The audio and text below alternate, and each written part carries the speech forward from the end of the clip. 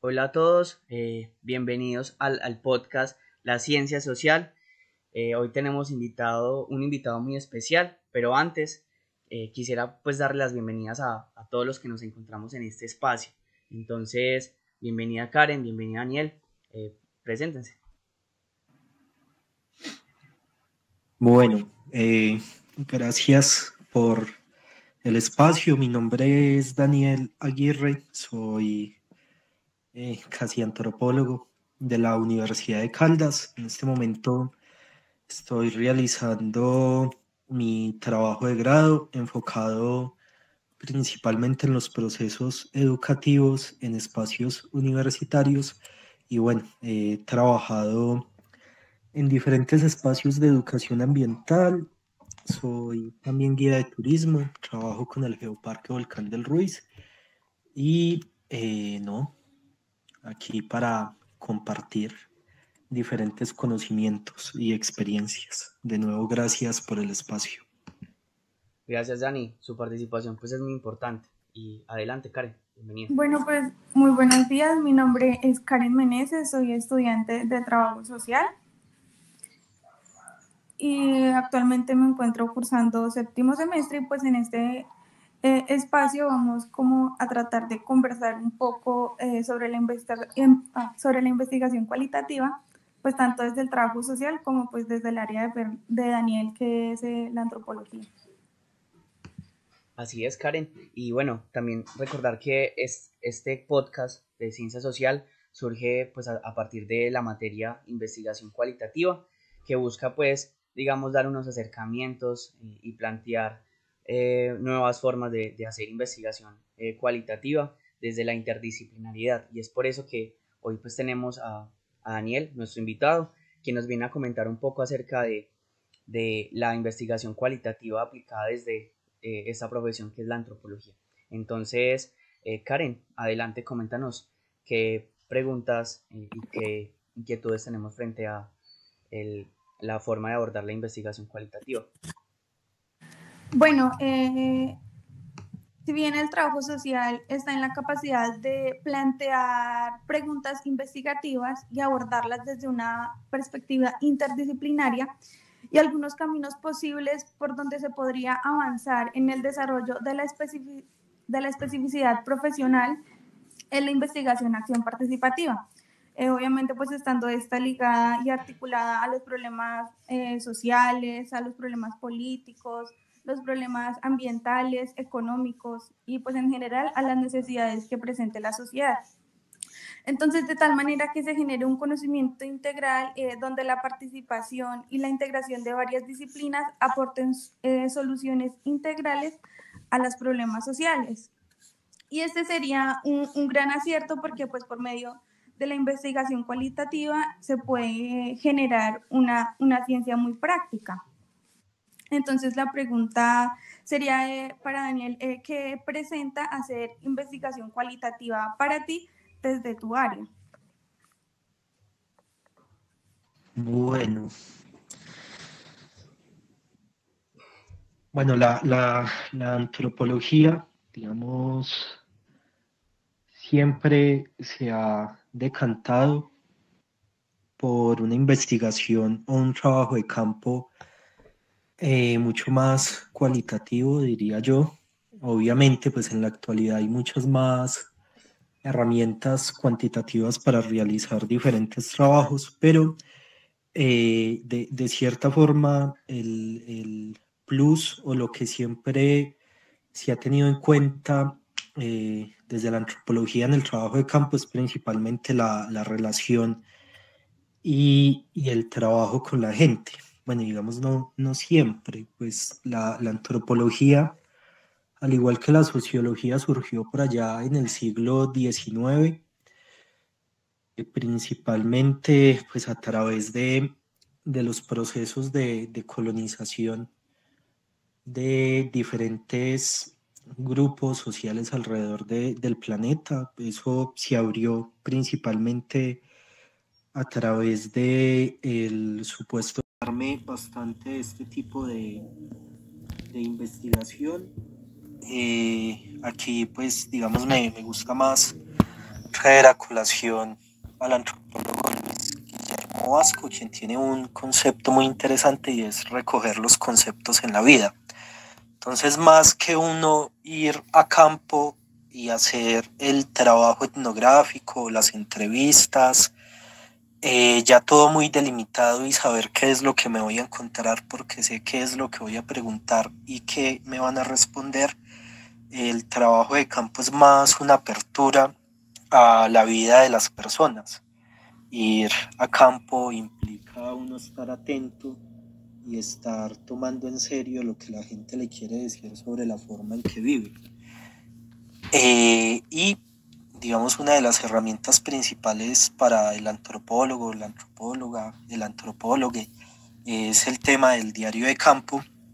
Las veces que yo he realizado trabajo de campo, lo que he hecho, por ejemplo, en el sur, en Nariño, es ir a trabajar la tierra, a recoger la papa, a arreglar carreteras, a jugar microfútbol, voleibol, a emborracharnos o chumarnos, como dicen allá.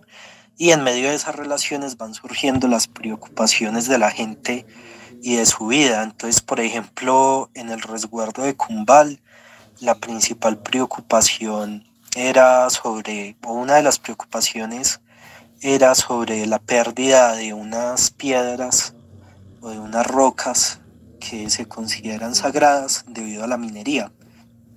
Entonces, a medida que uno iba haciendo eso, participando en la vida de la gente, pues iban surgiendo esas preocupaciones y se iba hablando sobre qué posibles soluciones podría tener o podría tomar el resguardo en cuanto a la pérdida de estos lugares sagrados. Y básicamente eso es lo que propone Luis Guillermo Vasco: estar en la vida con la gente e ir recogiendo esos conceptos. Por ejemplo, ahora Karen mencionó la IAP, y la IAP y el sentipensar y todo esto surgió del trabajo de Falsborda por allá en la costa y escuchando a la gente. El sentipensar viene de un campesino pescador, entonces ahora pues lo utilizamos para cualquier cosa y se ha ido perdiendo su significado, pero en la costa es un concepto muy fuerte. Entonces, más o menos eso podría decir por el momento. No sé si respondí o si me alargué mucho. Perdón. No, siento que sí se abordó la pregunta y lo que queríamos saber. Incluso estoy de acuerdo en la primera parte cuando decías que la investigación cuantitativa pues es una buena herramienta que pues por medio de sus estadísticas, de sus gráficas, genera datos confiables. Pero pues también es muy importante la investigación cualitativa porque muchas veces lo que se busca saber es qué piensa realmente la gente sobre alguna situación concreta o cómo vive y experimenta un cambio en los hábitos, en las costumbres, en las culturas. Entonces siento que de verdad se abordó muy bien y pues sobre todo pues con la historia que nos contó del proceso que lleva en el sur del país, pues en Nariño. Sí, digamos ahí hay algo, y es que en la actualidad, por lo menos lo que es la etnografía por parte de algunos antropólogos como Tim Ingold, David Graeber, quizás alguien que no es antropóloga, pero lo parece que es Donna Haraway, la etnografía viene presentando una crítica, o se ha criticado bastante fuerte por parte de estos personajes, debido a que muchas veces es un método que se utiliza para recolectar datos y ya pues guardarlos, engavetarlos, decimos a veces, por lo menos algunas personas de la Universidad de Caldas, como si el único sentido de la investigación fuera generar descripciones, y luego de generar esas descripciones de pueblos exóticos o lo que se considere como exótico, entonces ya ponerlo en una lista de chequeo. Digamos, no, yo creo que la gran deuda que tienen las ciencias sociales en este momento, y tiene que ver con la forma en que que hace investigación es realmente abrir una discusión sobre las formas en que deberíamos vivir y habitar un planeta que está dañado. Entonces, por ejemplo, esto del pensamiento del sur y la decolonialidad caen casi que en lo mismo, porque es como no, vamos a darle voz a los grupos indígenas, y pues los grupos indígenas no necesitan que se les dé voz. Lo que se necesita es abrir una conversación y pensarnos entre todos desde las diferentes formas que tenemos de relacionarnos con el mundo, cuál puede ser una forma más sensata de vivir y de habitar el planeta. Claro, Dani, y por ejemplo, eso que usted habla de esas discusiones frente a hacer ciencia, no solamente pasa en la antropología, sino pues también en el trabajo social, y es también esa forma de, digamos, científica que no cuestiona a veces bien, también tiene a colación el tema lo de la revolución científica, ¿cierto? En el siglo XVII. Y parte de eso, pues, presenta, digamos, esas discusiones que estamos diciendo, frente a que los científicos no cuestionaban los cimientos filosóficos de la casa, entre comillas, que estaban construyendo. Y, pues, a qué voy con esto, de que si bien la ciencia es una institución humana y moderna, también esa institución pues está condicionada por normas culturales o por auges, digamos, de la época. En ese sentido, pues por ejemplo, hay un autor, de hecho usted me lo compartió, que es Robert Merton, y pues él hace ese análisis a partir de esa revolución científica, y él habla, digamos, de los aspectos de las épocas y las formas, digamos, de valores que tiene las ciencias o las profesiones, ¿cierto? ¿Qué valor o cómo las profesiones se vuelven también instrumentos, como usted lo había dicho, de las prácticas evidentes de las realidades? Entonces, con ese ánimo de progreso, ¿cierto?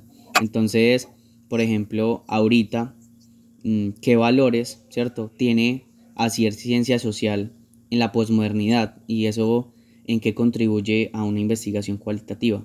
Es decir, ¿cuál es el auge ahorita, ¿cierto? O cuáles son esos valores científicos que influyen mucho en hacer ciencia social, en hacer ciencia, digamos, desde la investigación cualitativa? Bueno, interesante. Primero, pues sí, cada ciencia y cada forma de investigar es como hija de su época, de cierta forma. Y bueno, para ese tema creo que también es muy interesante mirar lo que escribió Pierre Bourdieu, porque Bourdieu hace algo bien interesante, y es, por ejemplo, decir que en las universidades se reproduce la desigualdad, también en los colegios y escuelas, y también decir que la razón, que es uno de los valores principales de la modernidad, pues es una razón que está dentro de la historia. O sea, no es una razón ahistórica, sino que es una razón que, dependiendo del contexto social y cultural, pues tiende a valorarse más o menos. La crisis como tal de la modernidad, y que nos tiene hablando ahora pues de una supuesta posmodernidad, se da a partir de la crisis de la razón principalmente, y la crisis de la razón se da sobre todo por las dos grandes guerras, la Primera Guerra Mundial y sobre todo la Segunda, en donde se cuestiona por qué, si se supone que somos racionales, podemos llegar pues a cometer crímenes tan atroces para la humanidad. Entonces ahí arranca como esa crisis fuerte de la modernidad, de la ciencia, de la razón y de ciertos valores culturales para la época. Ahí viene pues todo el movimiento hippie, el Mayo francés, las revoluciones, pues también, digamos, en Latinoamérica, que tienen que ver con algo que seguimos tratando de buscarle solución en el país, y es los procesos con los grupos armados. Entonces hay todo un contexto de cierto tipo de ciencia que entró en crisis y que sigue en crisis, y que en antropología uno podría considerar que pues todavía está en crisis muy fuerte. A eso yo le sumaría la entrada del neoliberalismo, principalmente desde la década de los 80 y los 90. ¿Por qué? Porque el neoliberalismo en la actualidad marca mucho las agendas investigativas. Entonces, por ejemplo, hay un cambio en el discurso de las universidades, y las universidades ya hablan mucho de la calidad educativa, de programas reacreditados.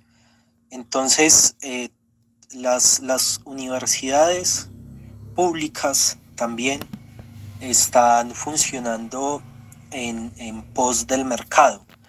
Entonces la investigación, lastimosamente, en el país está muy marcada por las necesidades de las empresas.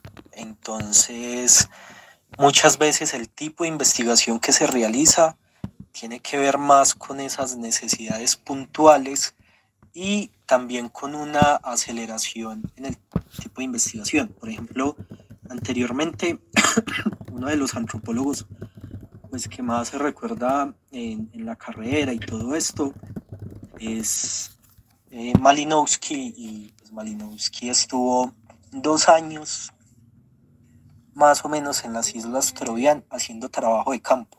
En este momento, usted le dicen que hay que hacer trabajo de campo en 2 meses.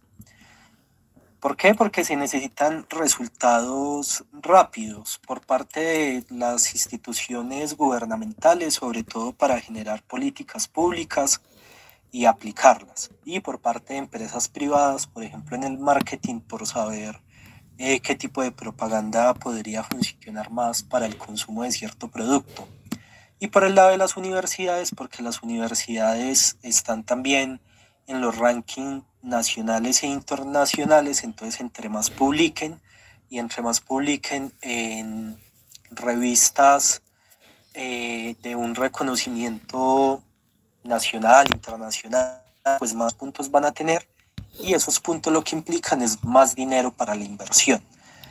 Entonces, en sí la investigación en este momento gira mucho alrededor del factor económico. Lastimosamente, los investigadores pues nos tenemos que ver supeditados a diferentes tipos de formatos y diferentes formas de presentar las investigaciones para poder tener recursos. Ahora, el problema es si uno puede hacer una buena investigación en 2, 3 meses. Y eso pues afecta, digamos, realmente la construcción que se pueda realizar con las comunidades. Entonces, en todo este entramado, digamos, más posmoderno, yo diría que la ciencia en general, sus valores están muy ligados al mercado en este momento. Creo que es muy escaso el investigador o investigadora que realmente tenga como principio realizar algo más por la comunidad, aparte porque pues hay un montón de valores sobre lo que es el estar viviendo bien en la sociedad occidental, que tiene que ver pues con el tema de carro, casa, beca, que es bien complejo.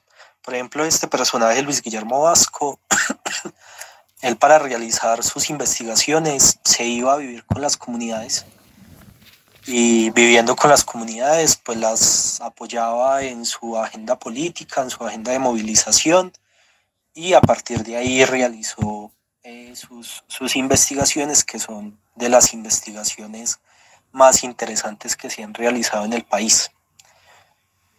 No sé si eso responde un poco a la pregunta.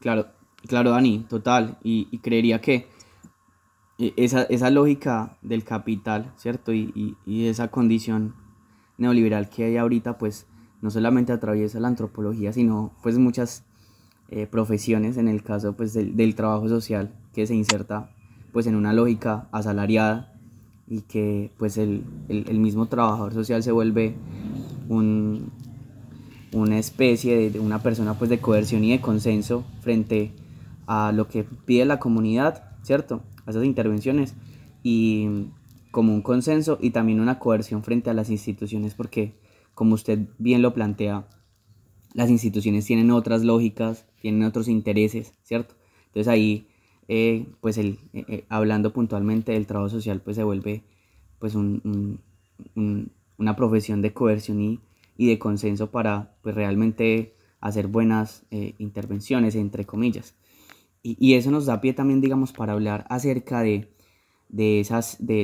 la ciencia social enfocada a la investigación cualitativa, y es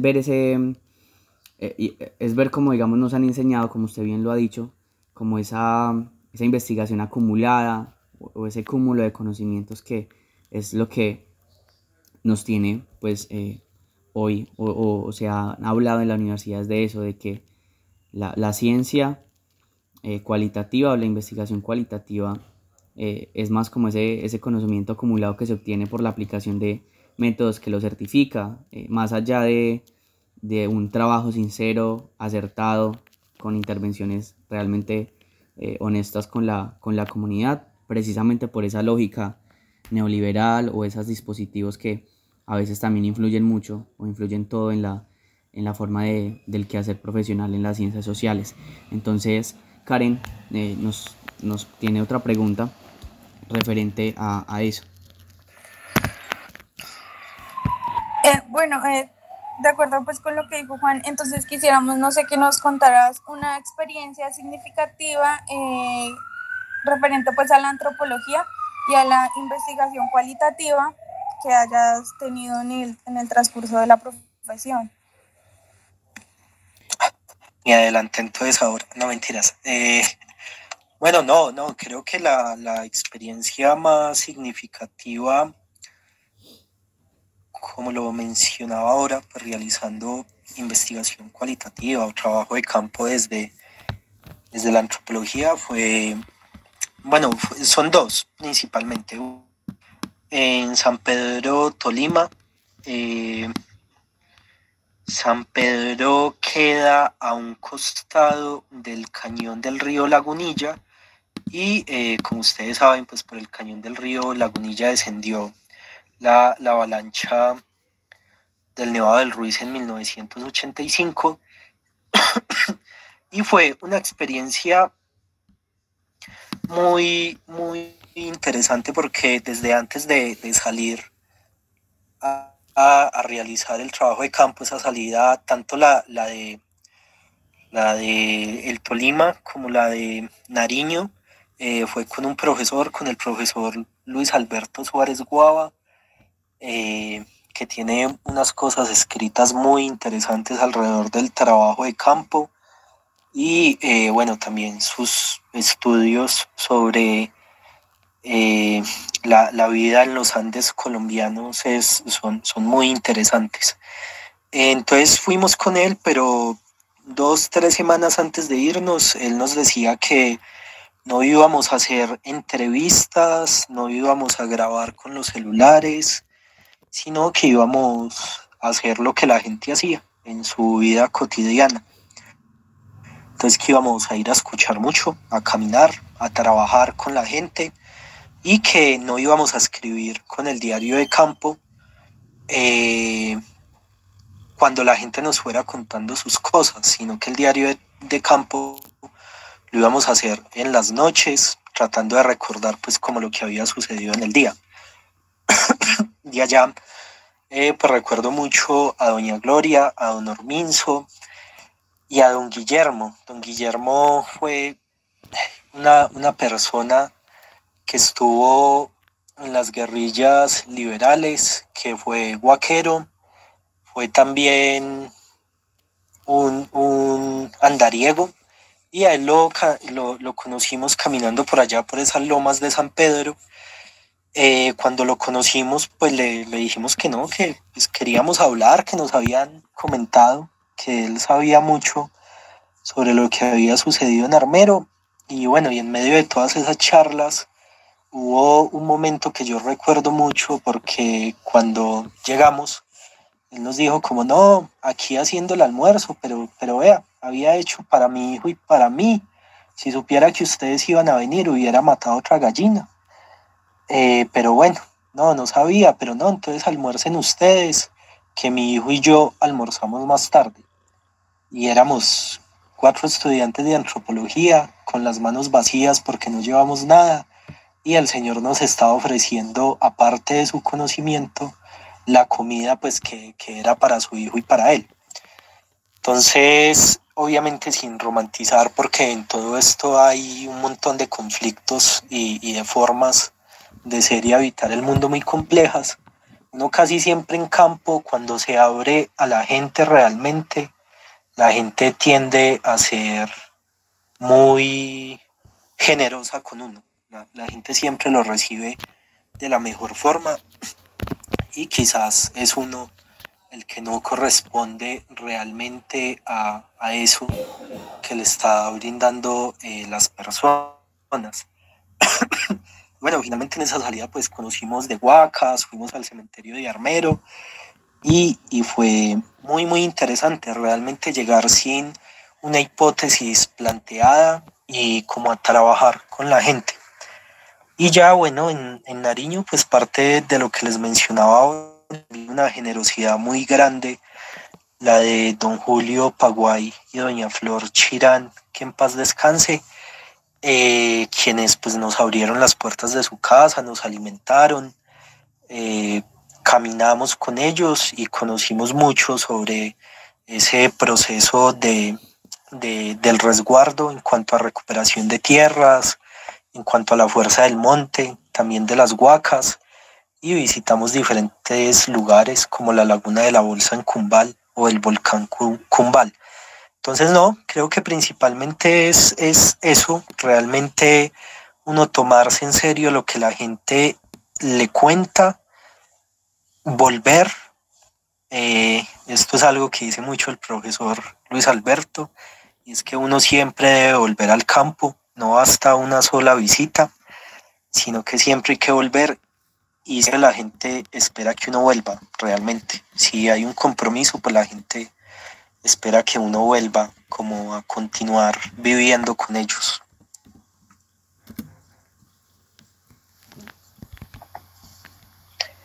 Esas serían las experiencias.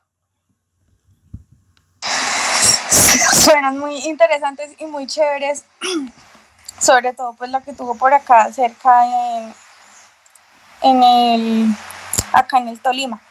Bueno, pues teniendo en cuenta todas las diferentes experiencias que ha tenido y pues las diferentes técnicas que ha aplicado en cada una de ellas, y pues también teniendo en cuenta que la investigación cualitativa pues cuenta también con unos diseños, pues como el primero que mencioné, la investigación acción participativa, también está el fenomenológico, que esto pues se enfoca en las experiencias, el de la teoría fundamentada, donde pues es muy interesante porque la teoría surge de lo que se obtiene en el transcurso de la investigación, o el etnográfico que usted también lo mencionó, que pues busca analizar las creencias, los significados y las culturas de las comunidades, y el narrativo que recolecta datos sobre las historias de vida y experiencias de personas para así hacer como una descripción o una analización.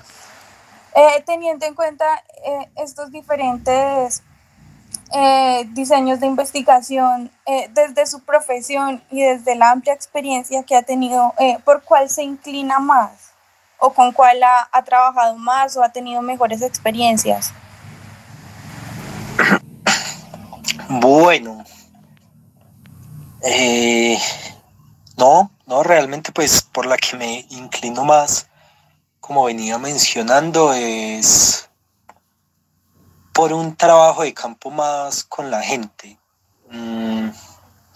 Digamos, yo sé que esto puede sonar como como bueno, pero no nos está diciendo ningún método específico o ninguna técnica de investigación de todas las mencionadas, porque justamente pues se trata de eso, realmente de no llenarse uno mucho de tantos métodos y técnicas, sino de ir y estar en campo trabajando con la gente. Diría que en ese sentido quizás hay un poco de etnografía, pero una etnografía no con la intención de recolectar datos para luego realizar publicaciones o bueno, o continuar con la carrera académica, sino más como una etnografía que realmente abra una conversación con la gente y que realmente haga parte de las agendas políticas y sociales de la gente. En ese sentido, creo que uno siempre debería estar presto a que la gente realmente le va a enseñar algo y quiere enseñarle algo. Ya es cuestión, digamos, si realmente estamos preparados como para lo que la gente quiere decir. Y con esto, debido a que si la otra vez estaba leyendo un libro que decía Antropología, ¿por qué importa? ¿O para qué sirve? Y el autor mencionaba que, no me acuerdo desde hace cuánto tiempo, pero más o menos se han publicado como 50 millones de artículos. Y uno dice, bueno, ¿y todos esos artículos realmente han contribuido a algo o son artículos que se publican más para estar en los rankings y puntuar más y pues tener un mejor sueldo?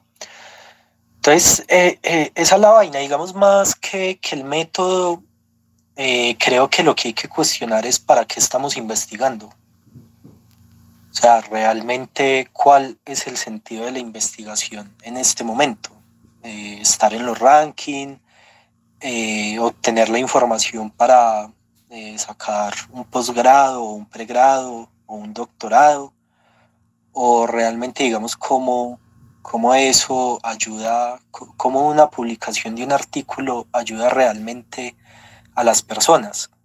Y creo que dependiendo de esa intención es como uno va a campo, como uno va y realiza el campo. Finalmente, si uno está pensando más en realizar la tarea, pues el trabajo de campo va a ir a buscar los datos que necesita para cumplir con la tarea.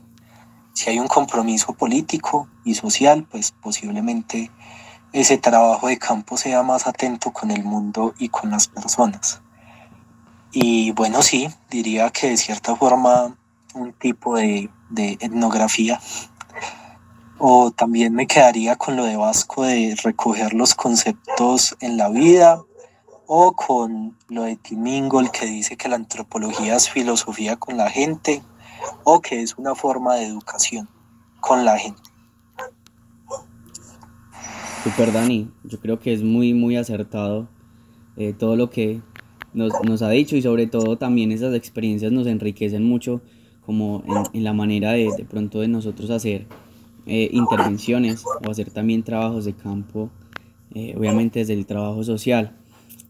Ahí ya para terminar, tenemos, como esto es una especie de podcast tipo ping-pong, pues el ping-pong no solamente va desde un lado, sino desde el otro. Entonces, dejamos una pregunta abierta, ¿cierto? Para que usted, digamos que la quiera plantear y la podamos discutir, o dar nuestras opiniones, nuestras humildes opiniones en referente a lo que usted plantee, y también poder construirla los tres. Entonces, no sé qué, pues de referente a todo lo que hemos hablado, ¿qué pregunta usted le puede surgir frente a, pues a lo que ya hemos conversado y hemos venido trabajando en este podcast?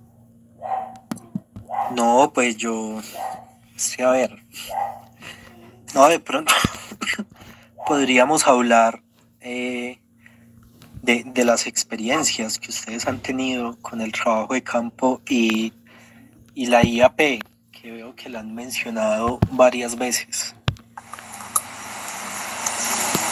Bueno, ahorita cuando usted mencionaba que muchas veces, o sea, el tener como los instrumentos y tener como ese paso a paso, como su profesor se lo planteaba, o sea, que simplemente hablemos y vivamos con la gente y no estemos tan pendientes de un diario de campo. Hace poco, como el semestre pasado, estuvimos en un proceso que se llamó inmersión social. No hicimos investigación, pero entonces sí nos insertamos como en esa cotidianidad de Planadas, un municipio de acá del Tolima. Y a pesar de que yo vivo allá, descubrí muchas cosas que cuando pues vivía allá no las percibía. Y yo estuve pues en una institución, en la comisaría, en la alcaldía. Entonces muchas veces cuando a las personas, y más que todas las personas del campo, les llega una citación de una comisaría, ellas llegan como asustadas, pues porque es una entidad y pues porque tiene que ver con los niños, que porque se los quitan, y bueno, todas como esas creencias que se tienen de las instituciones, las negativas. Y entonces muchas veces ellas llegaban y, porque la mayoría son mamitas, llegaban ya limitadas. Y pues a uno, la verdad yo no he tenido mucha experiencia con comunidades, ni con personas, ni he tenido tantos acercamientos como sé que los han tenido ustedes. Entonces llegaba uno y le entregaban un formato y llegaba otra persona que estaba más asustada que uno a responderle ese formato. Entonces uno se daba cuenta que con cada una de las preguntas que uno le hacía, la persona con la que uno estaba interactuando se limitaba y respondía como con evasivas o no daba la respuesta que uno esperaba. Entonces, y eso fue un contraste, algo muy diferente a lo que se vive cuando usted realiza visitas a campo. Porque ya cuando uno se insertaba en las visitas domiciliarias había un formato, sí, pero entonces ya se prestaba más el espacio y el ámbito como para tener una conversación más fluida y de verdad conocer el contexto de esa persona. Esa sería como mi experiencia, la que más me ha marcado y como lo que más he aprendido. Que muchas veces los formatos son necesarios, sí, pero entonces es mucho más importante cómo generar esa conexión y esa fluidez con las personas. Qué chévere. Sí, sí, muchas veces hay un filósofo de la educación que se llama Jan Machelain, que él habla sobre nuestras metodologías, y lo que dice es que nuestras metodologías son muy ricas. Entonces él dice metodologías tan ricas y tan estructuradas y tan planeadas que no dejan espacio a que uno se sorprenda con algo más. Entonces, por ejemplo, pues con lo primero que decías, uno muchas veces pues no está como atento a todo eso que la gente le podría compartir o que el mundo le podría contar. Entonces, también, digamos, a pesar de uno vivir en un lugar, muchas veces se le pasan cosas, pues a pesar de que haga parte de su cotidianidad, muchas veces se naturaliza tanto que uno termina pues pasando por alto muchas cosas que suceden en esos lugares. Eso de hecho me recuerda pues que en antropología, digamos, como hay muchas personas de resguardos indígenas que están en la carrera, muchas veces tienen esa duda sobre el extrañamiento de la cotidianidad, sobre cómo hago yo para extrañarme del lugar en el que habito o de lo que se supone que conozco. Y la experiencia de Juanes. No, súper Dani, no, pues yo creo que, claro, hay dos experiencias muy significativas. Pues inicialmente una fue la primera es la de Planadas, que pues si bien nos enviaron allá con el propósito de aprender un poco de trabajo de campo desde la sistematización de experiencias y todo, nosotros no lo veíamos como una investigación porque lo que usted decía, nos insertábamos tanto o estábamos tanto con la gente que no parecía eso, o no, digamos que no, nunca lo vimos, digamos, de esa manera, ni tampoco lo consideramos como investigación porque pues era eso, era estar con la gente, era estar en instituciones. En este caso yo estuve en la Fundación Yapaguaira, que es una fundación feminista, y con ella la acompañábamos todos los procesos del resguardo, todos los proyectos de mujeres, los círculos de la palabra, y estábamos, digamos, inmersos ahí, y sabíamos que teníamos que hacer una sistematización y que teníamos unos plazos y eso, pero más allá era lo que usted, digamos, decía, era estar con la gente, era de pronto emborracharnos en la guarapera, era de pronto los sábados también juntarnos con las cotidianidades de la gente y saber un poco más allá. Juan. Ah, la chichería. Hay una chichería. Y rico chicha. Sí, y era ¿de qué era, Karen? ¿Arracacha? De racacha, chicha de racacha, deliciosa. Ya no la he probado. Me la hay que ir. Y entonces era eso, era vivir en esa cotidianidad, tanto que uno se olvidara de ese trabajo que tenía que entregar, ¿cierto? De esas preguntas, sino que las preguntas iban surgiendo y eso me pasó. O sea, mis preguntas, yo tenía, digamos, ya preguntas planteadas o cosas para hacer la sistematización, pero me fueron surgiendo otras estando inmerso en muchos espacios de allá, más allá de los espacios de instituciones en donde estaba.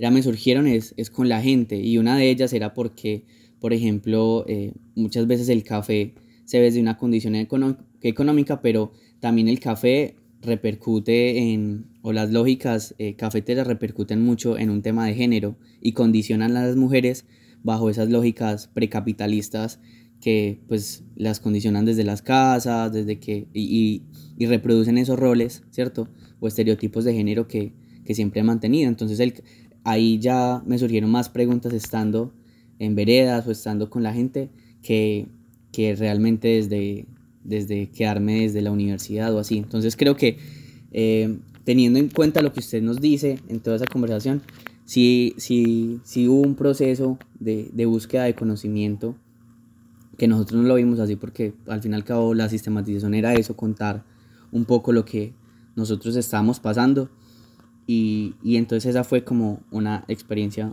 digamos, demasiado significativa, porque pues entendí muchas cosas también del tema de la paz y todo, pues porque yo soy del Magdalena Medio, y estar allá en otro precinto fue como entender muchas lógicas del puzzle y del conflicto y eso. Y la otra es digamos, el tema de la red de jóvenes de ambiente, que es un proceso de educación ambiental en el cual yo inicié muy pequeño, y inicié desde los 14 años, por el colegio, por fastidioso, porque me gustaba de pronto el tema de estar con la gente, de socializar y eso.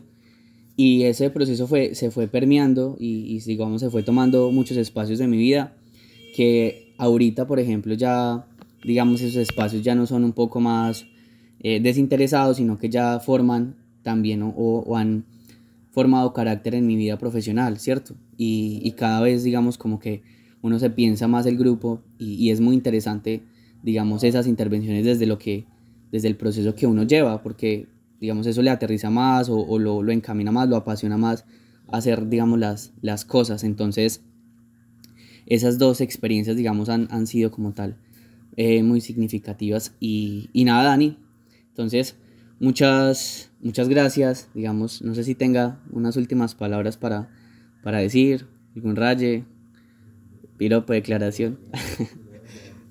Rayes muchos. No, mentiras.